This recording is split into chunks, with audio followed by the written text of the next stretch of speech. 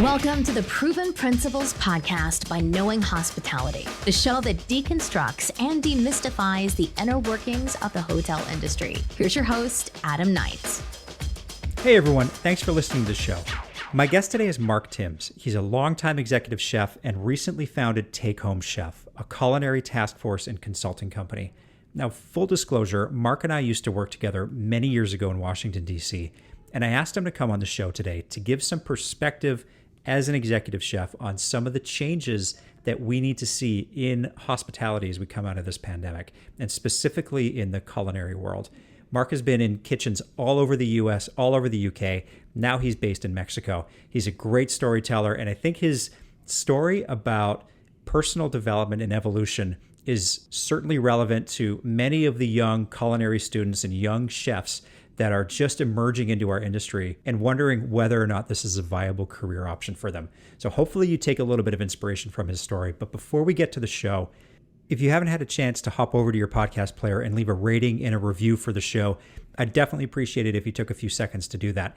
It not only helps us get found by new listeners, but more importantly, it helps us put together better content. Getting feedback from you is really helpful, and just making sure that we're putting together the shows that give you the information and tell the stories that you want to hear. So take a few seconds to do that. It'll pay dividends down the road. There's no doubt.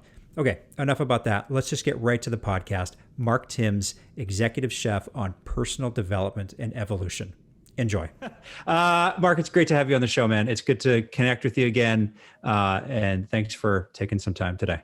Likewise, it's good to see you again. So why don't you give everybody a quick background story on kind of your career path. How did you get started in the culinary field, and kind of where are you today?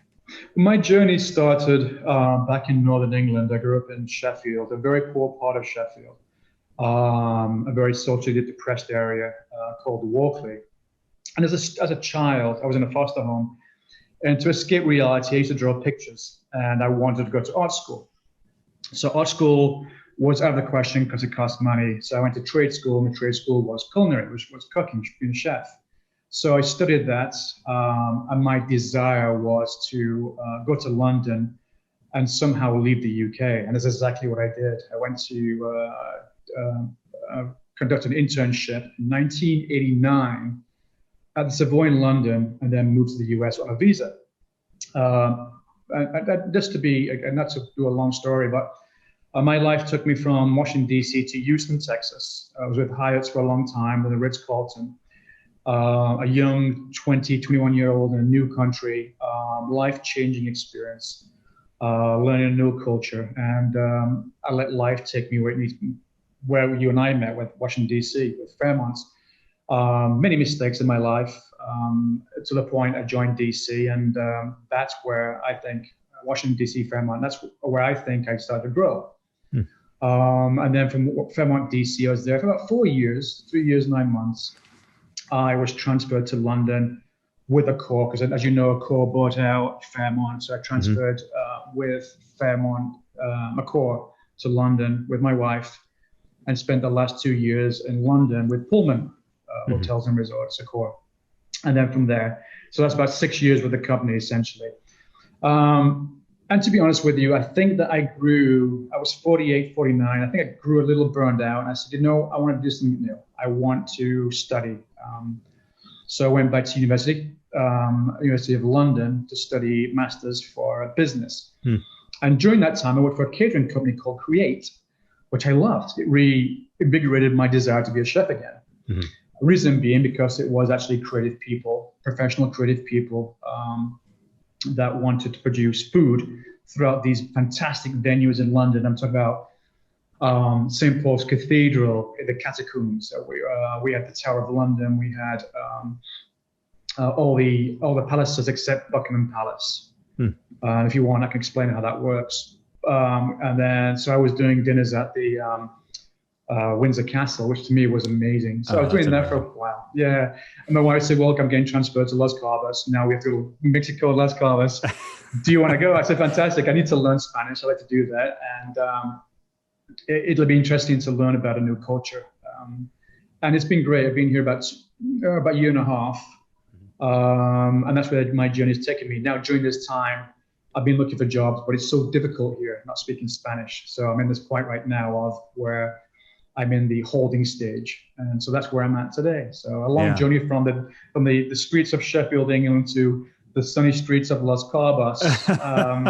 That's where my journey has taken me, and some downfalls along the way, a lot of downfalls, a lot of success. But that's life, and life's a journey. And so, oh my gosh, yeah, lessons learned, and they kind of make you who you are today. We got a lot of things I want to talk about on the show today, but I think it's interesting to note the fact that you decided to go get your MBA. And why I think that's interesting is, as long as I've been in this industry, I don't know about you, but I have only known a handful of chefs that have gone from the kitchen into more of the business. And I'm talking about hotel chefs, like executive chefs in hotels, gone into the business side of the business, for lack of a better way of saying it, by moving into maybe a VP of food and beverage or a director of food and beverage role, and getting out of the kitchen. What was your motivation to get your MBA? Exactly. Like, is that what it was? Yeah, and I explained the process. How it happened for me was, it's a long process, and I'll tell you. Actually, part of it belongs to you and to Mark Andrew. And I remember it started with this. You were doing an LQA meeting, and you're in your suit, and you stood there on the stage, and you were articulate, and you knew your facts. And I thought, I want to be like that. I want to be like this gentleman. He knows how to relay the message. How do I do that as a chef? And watching Mark Andrew too, his professionalism, he was a great mentor for me. Mm-hmm. So that was part one. Part two was being in a meeting where I didn't have the narrative and the business sense to professionally survive a meeting was part of that. So that was part two. Mm-hmm. Part three was moving to London, and I found, it sounds a strange story. There's a bookshop there called, or not a bookshop, a store there called Oxfam. And Oxfam is a charity shop in the UK. They do a lot of work overseas for children's charities. So it's essentially a store that sells used goods. Mm-hmm. I went in there and they had a bookshelf there of old English collections. And I saw a book and started reading it. It was Dr. Jekyll and Mr. Hyde. As I'm reading this book, and this may sound strange, as I'm reading this book, I realized the dialogue between the two gentlemen, which is a lawyer and a doctor, discussing a person on the street, obviously Jekyll and Hyde. The formality between the friendship and diplomacy and how that applies and how it's getting lost today in business. For example, the text itself, the way it's written, the business language formality was fantastic. I thought, mm-hmm. I want to speak like this. Mm-hmm. The way the two people spoke to one another, this is missing in hospitality. I want to be like this. Mm-hmm. So that was a part of it too. And tying all these things together, I thought, I don't want to be do I really want to be executive chef all my life? Or do I want to be a VP of operations? Do I want to become a corporate chef? I want to lead people. I want to know what my style is. How does it fit? The MBA, I thought I would never qualify. So I had to go back to take night classes for English. I decided to study mathematics, night courses. Didn't have to get the grades. I had to do a MOOC with the University of London, which is a massive online course for business essentials. It took me 6 months. But I'm going to do this. I'm going to apply. And I applied. Thanks to great recommendations, I applied. And it was accepted. And I was like, wow, I'm absolutely shocked. I was accepted. And I was. And it's a tough process, to be honest with you. But whether I get diploma or the full MBA, what I'm getting out of it is my own identity as a leader, that it's okay for me to be charismatic. And there's another part of the story too.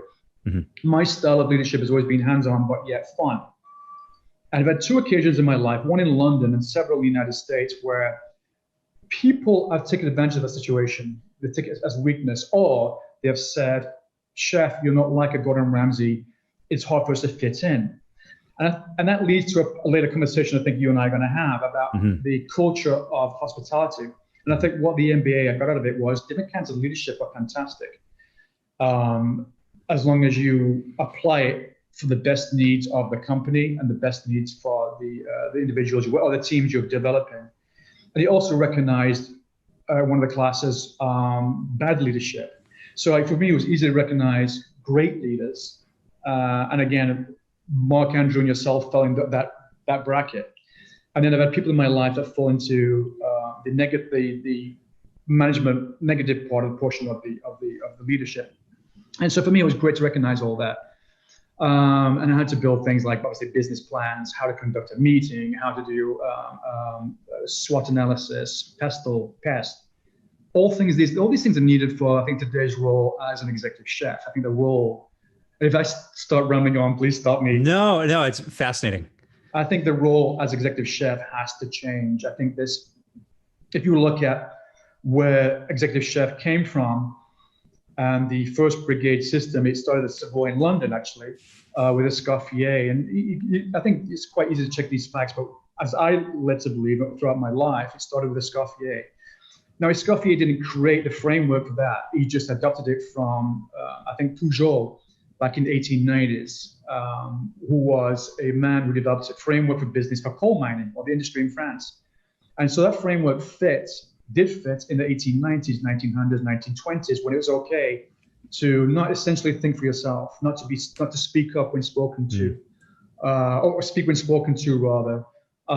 Keep your ideas to yourself, just do the job. And that idea fit, or that framework, or that model did fit in that time. Now, as we know, times have changed, and now we have new businesses. We have Google, we have Facebook, we have Amazon, and so forth. There's a whole plethora of businesses I could discuss. The business model and frameworks have changed through the last 50 years, accelerated quite rapidly through the last 50 years. However, hospitality hasn't, and that's where I tie in executive chefs. They still have the old mentality of, some do, the old mentality of how to do business based on this old, ancient Victorian platform or framework. Mm-hmm. And that can't apply today because why? Because we have millennials, Generation X, and Generation Z. They would not in any way comply to that type of leadership. So what does executive chef mean today? It means it's someone who knows the business in and out, not just food. A lot of chefs obviously know how to cook, but how do you get the best out of those egos? There's a lot of egos in the kitchen. If you look at shows like Top Chef, back in 2008, 2009 seasons, I was watching them, and how people engage with one another is quite shocking. The lack of diplomacy, the lack of respect, the lack of just understanding human beings. And executive chefs need to lead that, how to lead that ego. There's a great coach called Jurgen Klopp, a Liverpool. I'm not a Liverpool fan. I have family there, but I do like Jurgen Klopp. And you look at his leadership, it is fantastic. He's taken these players they were obviously great players to begin with, but developed them into this fantastic team that works. They've won the championship. They've won the league title based on his leadership style, which is very hands-on, non-threatening, non-abrasive style. And sorry, I'm sorry. No. What I was just going to say, the thought that comes to mind is that I think that people realized a long time ago, at least those that fell into the sort of leadership style that you're talking about, that are more empathetic, that are more about creating relationships with the people that work with them rather than command and control. That style, that empathetic style, was pushed down for a long time. It was never really accepted. It was seen as weak. And you could even go back to some of the performance appraisals that we used to do, or that other organizations do, and you never had those softer, I'll use air quote around softer traits in those performance appraisal paperwork framework things that you had to fill out, right? It was always more about it was more concrete. It was more about goal achievement. It was less about the soft skills. Right. Do you think now in today's environment that, what you've seen in a kitchen, from the kitchen perspective, culinary perspective, is that style now starting to emerge, or is it still looked down on within the culinary culture? I think it's still looked down on in certain parts of the culinary culture. I think people that are inspired by certain TV shows, especially I'm talking about cooks now. I think they still need to. The culinary business is essentially it's a business based on emotion, not logic. And I think that the logic part has to take place with the cooks. I'm talking about for culinary. The artists, I get that, but they need to look at the logic part of it and the business part of it as well. And I think that's going to take some time to fix. That's when an experienced executive chef comes in and says, no, Sure. This is the business model. I know you've done it like this before. We need to change that. But no, is it happening now? Slowly. I think slowly it can happen. I think a lot of companies want it to happen, but don't know how to recruit the right chefs, the right business leaders to make it happen. It's an interesting point about the artistic side of the business. And when you're a front office manager and you've got a specific set of things that you have to do every day, it's very task oriented, but there's not a lot of artistry around it. And you can get into that task mode of that robotic nature of just doing these things every day. Right. And that's not to discount the amount of team building and networking that has to happen in the job, because you are front of house and it's sort of the nerve center for the hotel. And that comes with its own set of pressures. But my point is that there's not a lot of artistry in being a front office manager. Okay. So you don't get the same amount of pushback in that kind of a role if you're the person leading the front office manager. I'll get that. I know I'm rambling a little bit, but I'll get to the point. In that you do, in my experience in the culinary world, where if you're very critical, I'll give you an example. I remember doing tastings with potential cooks coming in who we were looking at recruiting or looking at hiring at the hotel. And the process of doing a tasting it seems like on the other side can be soul crushing. You know, you could come in and you're creating this thing that you really hope people like. Right. And they just tear your work apart. It's not like tearing apart a bad schedule that you put together for your front office team. Right. There's something different about it. You're putting more of yourself, I guess, into the product you're putting out there. Agreed. And I think to that note, again, I think that cooks, chefs, food is subjective. You've got to learn how not to take it personal. Also, if you're going to do a tasting, know your audience, do the research on the team. There's LinkedIn, find out the background of. You generally get a list of people who are going to the tasting. I have in the past, or ask for it. And then know your audience. So a lot of it is know your audience. Again, it's business, basic business, know your audience. Remember that food is subjective. It's everyone has different palates. It's like music. It's like a movie. And then if you are to have your feelings, if you are to take it personally, take what you need out of that conversation. Yes, the scallops might be undercooked. Then it's a technique situation, and make notes, not help yourself progress. So I think cooks need to not to get so personally. I know I have in the past. Absolutely, I've now done some tastings at Fairmont where I've got crushed. And and you were working there. And I was working there. You already had the job. But no, the wedding tastings. But again, it's a maturity. It's maturity of separating logic and emotion. And I think that's what. I mean, if I have a team again, that's going to be. I will build a framework, a business model on. Look, this is how it's done. Separate the logic, separate the emotion. It's subjective. Mm-hmm. It's food.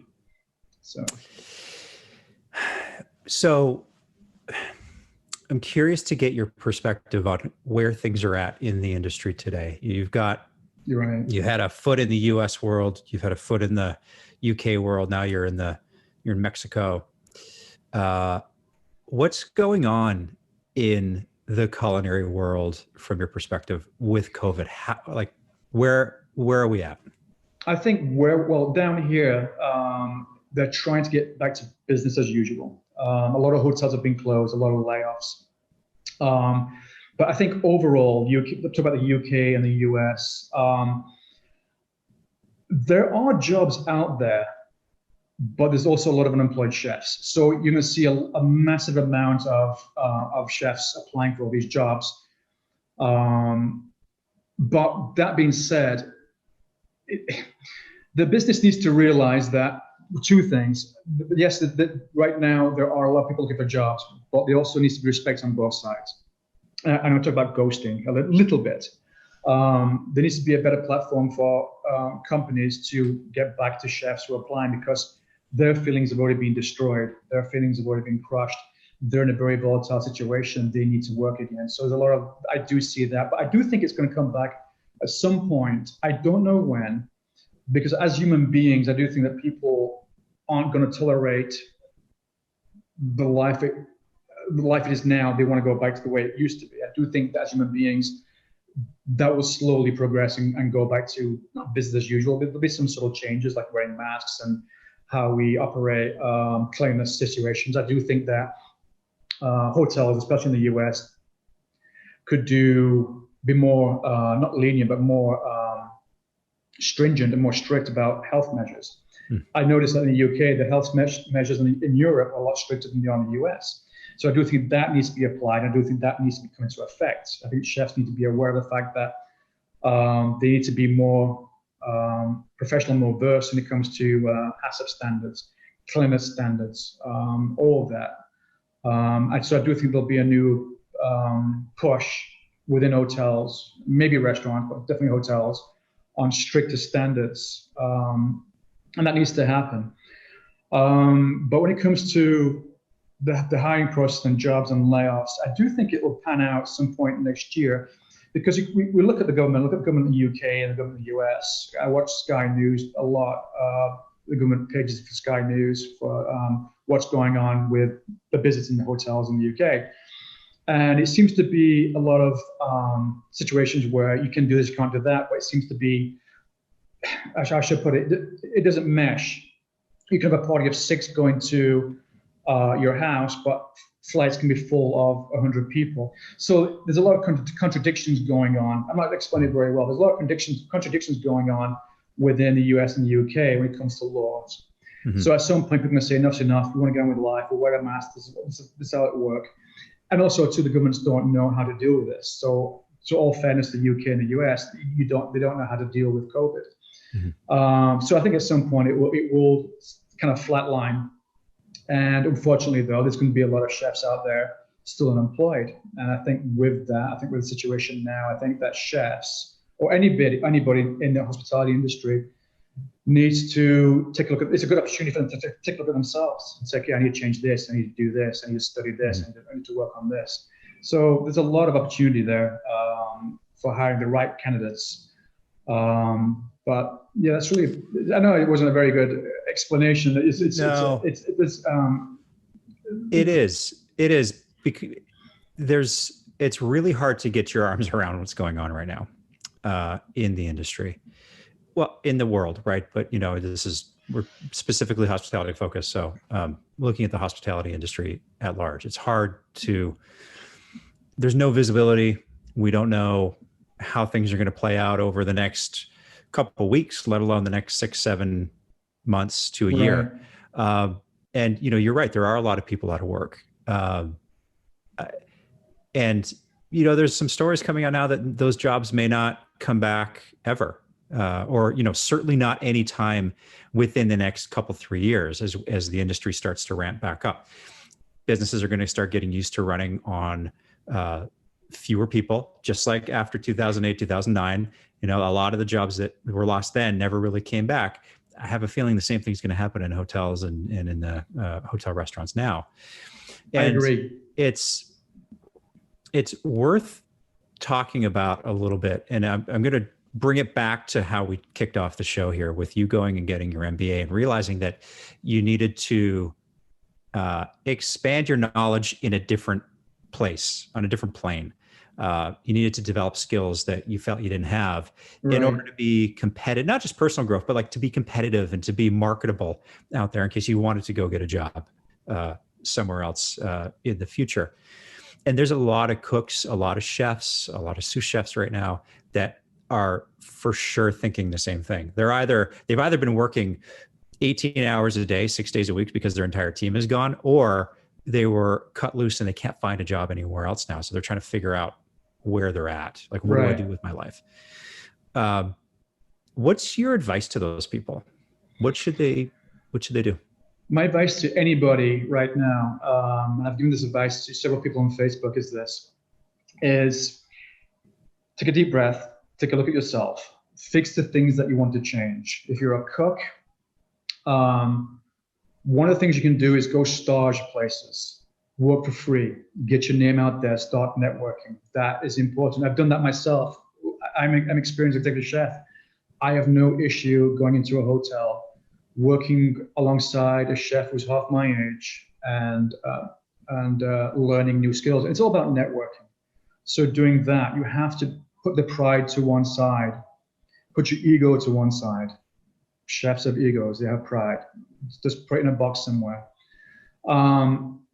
So take a look at that. Secondly, as I said, move the things around that you don't like about yourself. For me personally, it was I wanted an education. I wanted to change the way I spoke, the way I thought.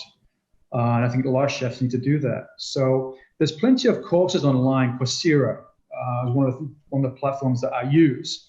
What's it called? Coursera.org. Coursera. Yeah, it's fantastic. Okay. Well, I'll link to it in the show notes. You can take free courses. So if you want to do brand marketing, if you want to study diplomacy, if you want to study business essentials, how to build an app, it's all right there. Now, if you want a degree with it, or if you want a certificate with it, you pay for that, but the courses are free if you want them. And so that is a good thing to look at. It's almost like Newton's cradle. You need to line up all your little ball. Newton's cradle, the elements of the ball hitting the other balls, and you see them on all these CEO desks. You have to take these elements of your life and make them work together, and they all have to be the same size, and you have to put the same amount of energy into each one. And I believe that. So, for example, for me, this is my day. I wake up at 5 a.m. I have my coffee. For me personally, I'll read, I'll pray, get on with my day, and then by 6 a.m. I'm in the gym, I'm working out. So ball one, ball two. Hopefully by 10 o'clock, I'm studying. I'm reading a course. I'm learning Spanish. That is another part of the ball. The other part of the ball is, I'm doing the Coursera. I'm doing Coursera online. The other part is my marketing, because I started this little business. Is my website good enough? Am I learning enough am I doing enough sales? Am I learning enough about the market? So put all those, whatever it is for you, look at those little balls that you have in your life, make sure they're all the same size and make sure they move together. Like Newton's cradle. You have to do that. You can't just sit there. It's easy to sit there on your couch like, I can't find a job. I'm gonna sit here and watch Netflix all day.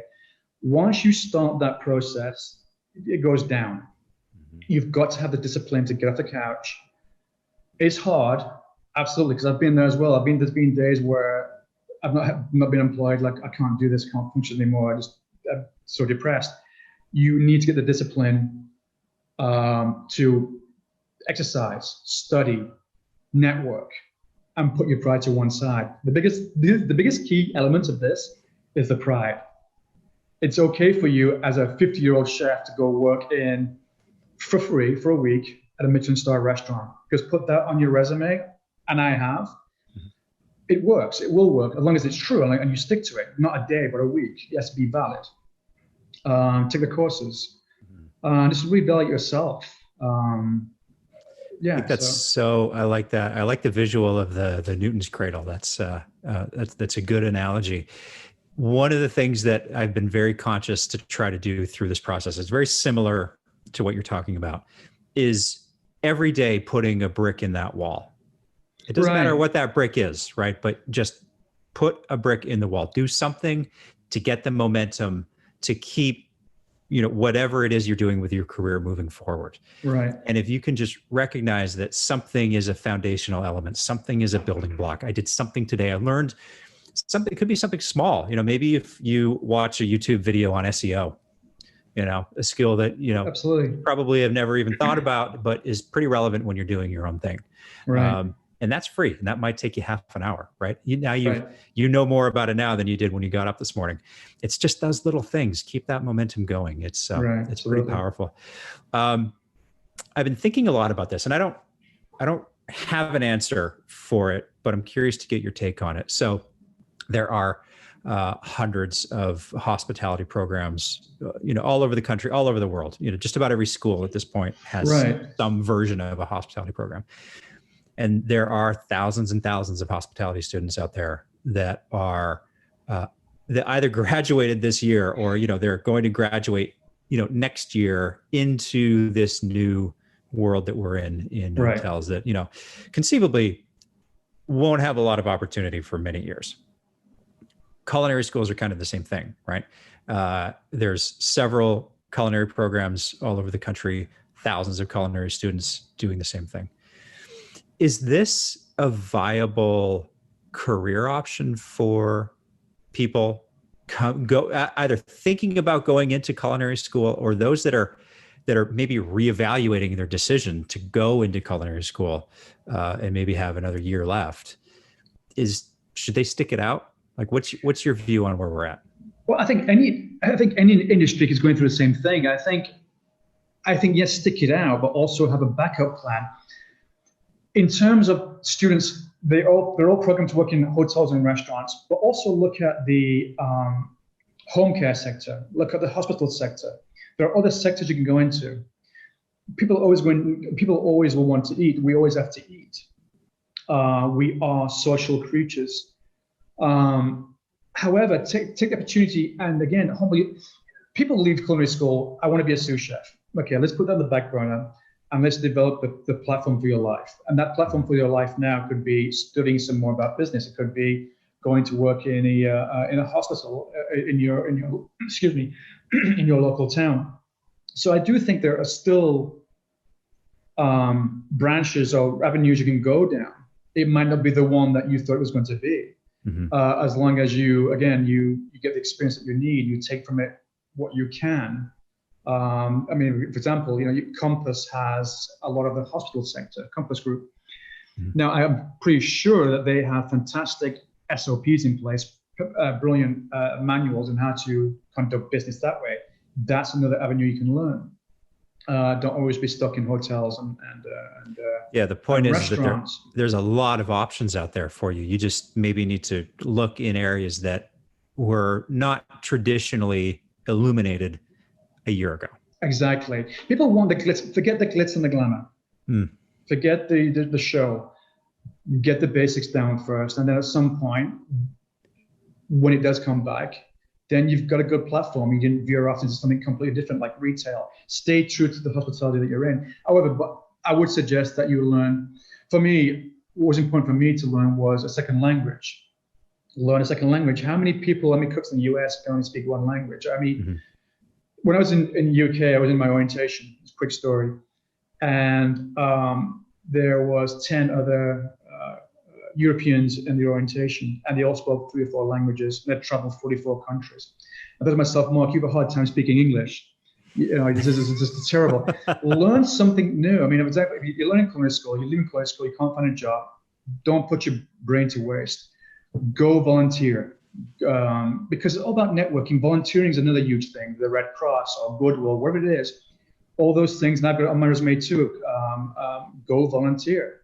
Because people are looking at resumes in a different way today. Yes, you may have this great experience, but have you started? Are you still relevant? Are you relevant at all? Mm-hmm. Who are you as a person? Oh, you volunteered. That's what's going to separate you from the pack. And that's what I'm working on right now, volunteering, a stage, a study. Yeah. Because if it does come back, but I will say this, I put my resume out to 100 jobs. I've been ghosted so many times and still yet to find a job. So it's still tough right now. I understand that. But at some point, my resume or CV will go to the top of the pile. I've also turned down 2 jobs as well. So I can't complain because it wasn't the right fit for me. But there's a lot. I think it's a self-evaluation period. Forget about the glitz and the glamour. Yeah. Go down this avenue. Put the pride to one side. So yeah. I've had to do it. Yeah, it's good advice. Tough to do, tough to look in the mirror sometimes, but it's part of the process right now. Right. The situation today, I think, is illuminated for those that are looking for it. Some shortfalls in the culture of hospitality working. And maybe not in the way that a lot of people think, just like you're talking about ego in the chef world, that absolutely rings true in hospitality Yes, across it the does. board. I remember working, 15, 16, 17 hours a day, 6 or 7 days a week on long stretches of doing that. And that being a badge of honor.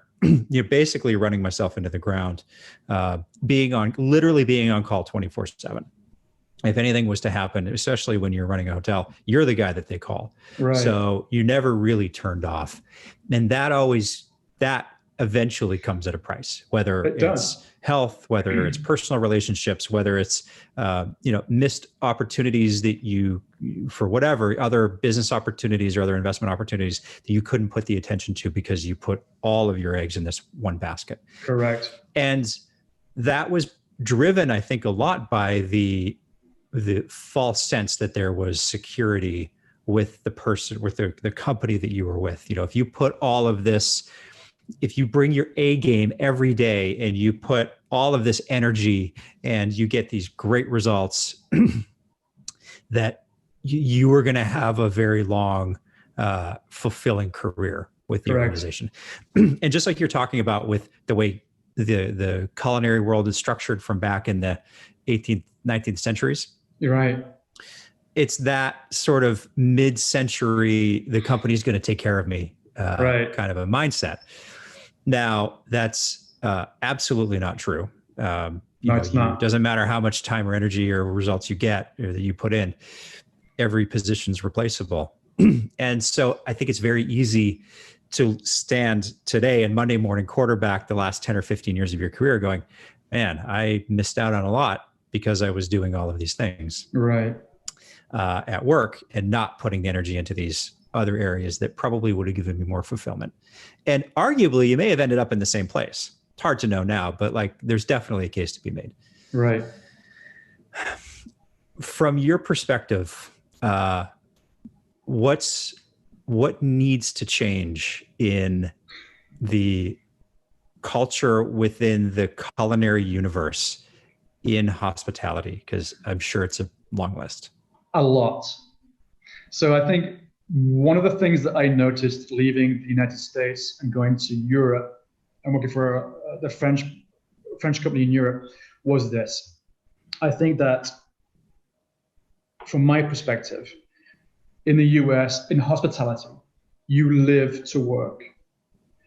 Now, in the UK or in Europe, in France, other parts of Europe, you work to live. I'll give you an example of that. In the United States, I had a hard time getting my 2 weeks off, and I was anxious about it. I took a vacation, and I have anxiety during the vacation, and coming back, but not still being refreshed to come back too.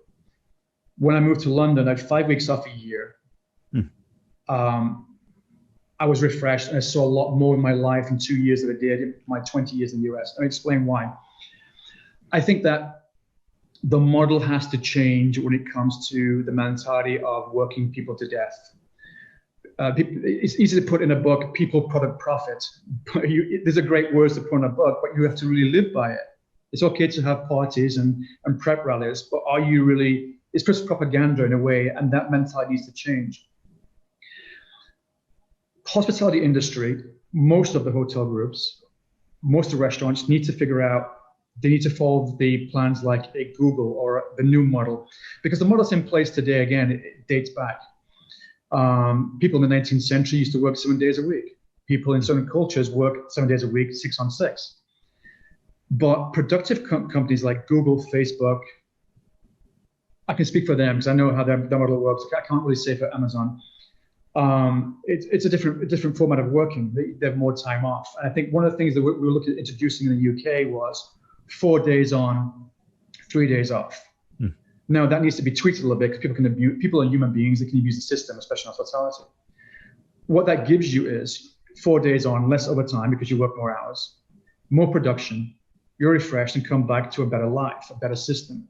And if I were ever to start or work in a new management company, that is one thing I think should be enforced: a 4 days on, 3 days off. And I read an article back in London, a chef at a fantastic restaurant around the corner from me. And it made sense. I tried to present it to a course. So we need to do this. No, we can't. It's too many. No.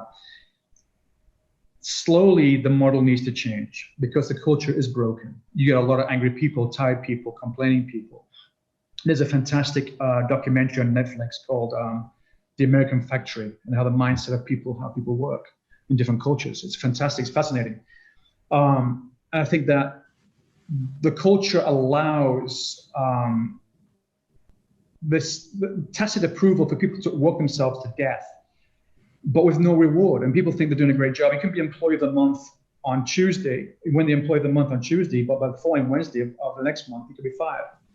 So I think people need to be more aware of the fact that you are a product of a company. You're not really a person. I realized that too when I went from Fairmont to another company where my name was taken off the email. It was a bunch of numbers. So the next chef comes in, just cycles through. And I think that we need to change that. I think that needs to, I think companies need to be more empathetic and understand you can get a lot more out of people by treating them like a family and actually caring about them than just treat them as a product and pushing out the numbers and concerned so much about the budget. Yes, the budget's important, but I think you can get a lot more out of your budget and out of your people if you actually do what you say you're going to do and actually care about them. Because people aren't stupid. They can see through the fluff. They can see through those prep rallies that we used to have in different properties. And I think that a more hands-on approach from leadership down, from corporate and GMs down, needs to change. I think when we at Mark Andrew, we were doing a great job with our philosophy throughout the hotel. And he was an empathetic leader. He's the one, again, like I said, he's the one who helped, like yourself, led me to a different avenue. And then different leaders came in and the energy just died because it was all based on numbers. And then the numbers weren't quite the same ever since. And I think that they need to, you can't lead a team through only caring about numbers and that type of mentality. You really have to care about the work and life balance. They say that you see a lot, work-life balance is important. You see these emails from HR, but is it really understood at management level? Is it really stood in the departments? Is it really adhered to? It's important in this email. Yeah, it's important in email, but practice. Some people to write this, so I love go to corporate, but is it really in practice? And I think that needs to change. Yeah. The toxic culture that breeds in restaurants completely needs to change. It's ridiculous. It's all mentality. Mm-hmm. How do you change that? By having leaders, executive chefs who know how to lead through change and not leading through fear. Not using the French Eiffel Tower system of leadership, the hierarchy system. And you see a lot of that in hotels. There's a lot, to be honest with you, and this may sound blunt, this may offend some people. I've seen some GMs in my life that don't have the business savvy they have the business savvy of, they know how to read numbers, but they don't have the business savvy and how to really lead a team the way it needs to be led. Mm-hmm. Leadership takes time. Leadership takes experience. And if you keep pushing out, I used to work for companies that just pushes out numbers and hotels and buys more hotels and buys more hotels and promotes. But so many people don't have experience to lead. And so they're pushing these people, these cookie cutter development, MIT programs and all these programs. But it doesn't really apply to that person. You have to look at people as individuals. You may lead in a different style. That style may work well within that entire hotel. But you can't expect people to follow the manual page 4. This is how you talk to the employees. It's not that black and white. There's a lot of gray areas in human experience. We talk about human beings. And so manuals are gray and you have to follow manuals, absolutely, but it's not all black and white. And you need leaders that understand that process. Yeah, I bought into that system 100% for many years. And I think what we have now is a responsibility to critically evaluate how we operated, guys like you and me, people in our position, who sort of came through the industry and for lack of a better way of putting it, came up in the old way of managing people and the old way of running a business. but having a foot in the other world and recognizing that a lot of that stuff doesn't work anymore. We have to lead the change. We have to recognize that leadership styles need to evolve. And, I understand that it's about the numbers, and if you don't hit your financial targets, there are other ramifications that are out there. And that could be detrimental to the business, but that can't be the sole focus. Absolutely. You have to marry the two things.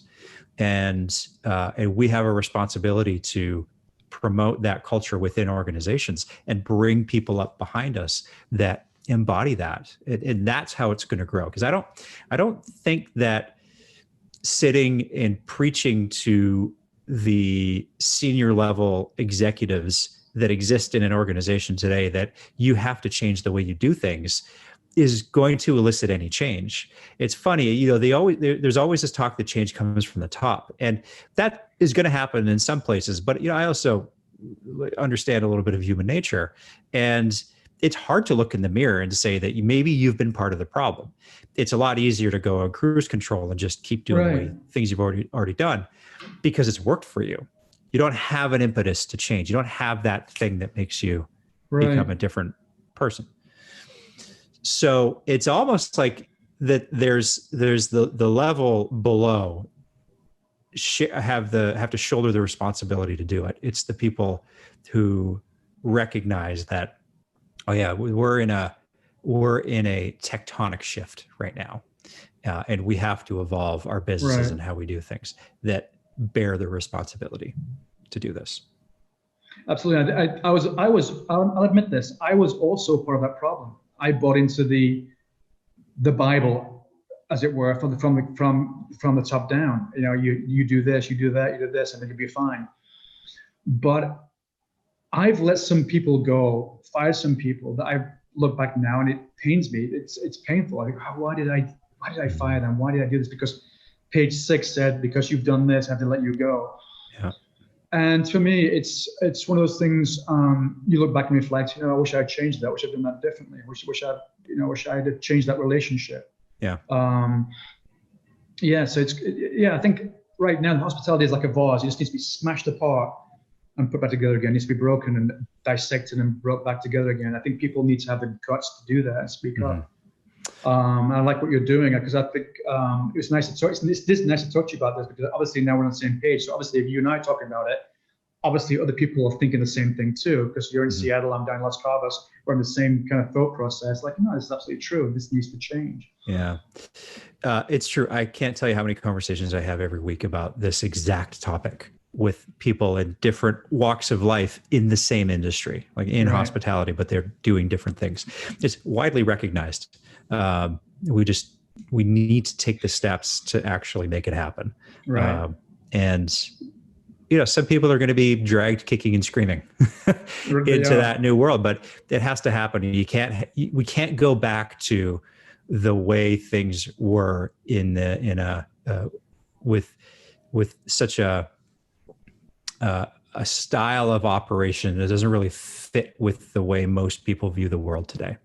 It's an anxious style. It's a style that creates so much anxiety and stress. It's true. And it needs to be smashed apart and really looked at. A new business model, business framework. They need to. I think the industry needs to take a look at company again, like Google, Amazon, to see how it works. I think the 4-day program, work to live programs, all those programs. Need to be to look at. What's your advice to that executive chef out there?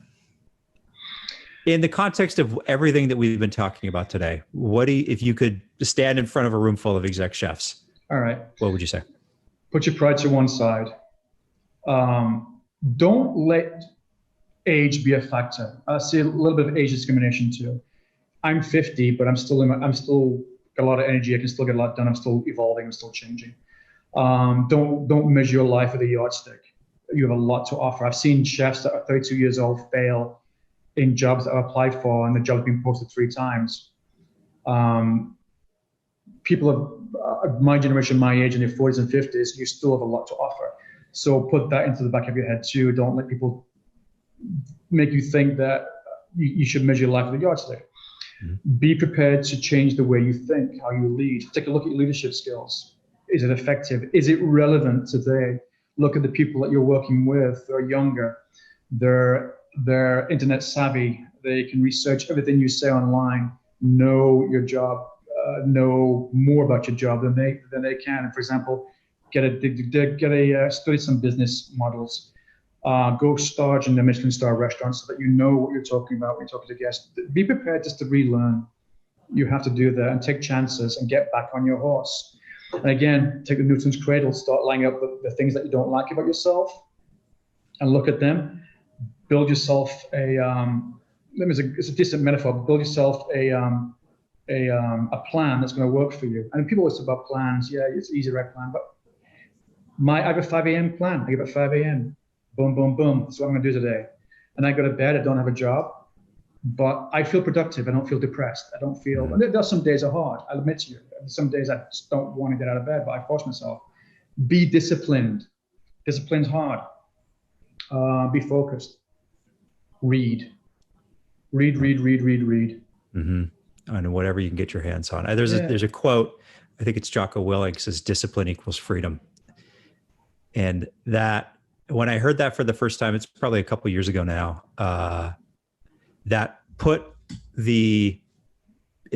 words to something I had always thought, but I was never able to articulate. And it's such a beautifully simple quote. But yeah, if you are disciplined in your approach to development, in your approach to learning about your team, in your approach to wanting to change the way that your department, your hotel or your restaurant operates, if you're disciplined and determined to do that, you're going to undoubtedly make strides. You may not come out ahead. Hopefully you don't go down the wrong path. But I think your point about being driven and disciplined to do that is one of those principles actually which just kind of leads to my last question, is one of those principles that really doesn't change given everything that's going on. We've talked a lot about change and the things that need to happen, but there are principles that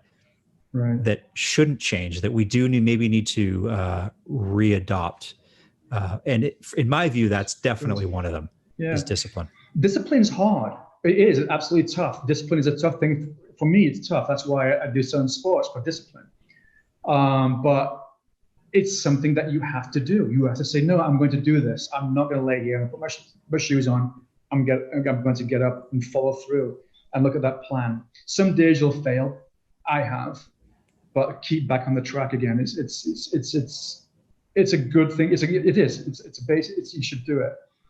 And also, just to wrap up on that last part though, and to the executive chefs, applying for jobs, ghosting, don't take it personally. I see a lot of things on LinkedIn, ghosting. It's not personal. Look at it as a reflection on the company, not you. Again, the company needs to change. So again, I've had interviews where we'll call you back in 2 days and nothing happens. Mm-hmm. It's not a reflection on the chef, not a reflection on you. It's a reflection on the company and how it operates. And ask yourself, well, did I want to work for them anyhow then? Mm-hmm. So. Yeah, I like that. Mark, this was fantastic to have you on the show and get some insight into the mind of an executive chef and where this industry could be going down the road. If anybody wants to get a hold of you, where should they go? I have takehomechef.com is my webpage. And then Chef Mark Timms on Facebook. I post a lot of things that inspire me on there. And then on my LinkedIn, you'll see a lot of, I'm starting doing blog posts. I never thought that I would be a blogger again, but now I'm doing this, you know what? It was those English classes you took, right? That's yeah. So now I'm a blog. Yeah. I still need to check my grammar though. So if you read my blog and the grammar's off, I'm still working on my grammar. But here's my book today. So I'm doing leadership today. I'm doing all this. I'm getting through this leadership in organizations. Pick up some books, do it for free. Do it. Change your mind. Your mind is the most important thing you have. Well, health, obviously, but mind. Yeah. That's a great place to end it. Mark, thanks again, man. This is great. Thank you. Thank you so much. Great chatting with you. You too. Thank you. Thanks for listening to the show today. If you want to get in touch with Mark, just head over to his website, takehomechef.com, or you can find him on LinkedIn. I'll put both in the show notes. As for us, we've got a brand new website for the podcast. It's at theprovenprinciplespodcast.com.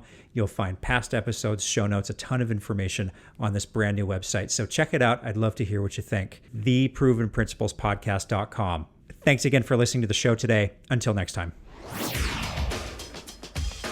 Thanks for listening to the Proven Principles Podcast with Adam Knight. Be sure to subscribe so you never miss a show. The podcast is brought to you by Knowing Hospitality, a full-service hotel management company that puts your performance first by rethinking the management model. Visit knowinghospitality.com to learn more. Until next time.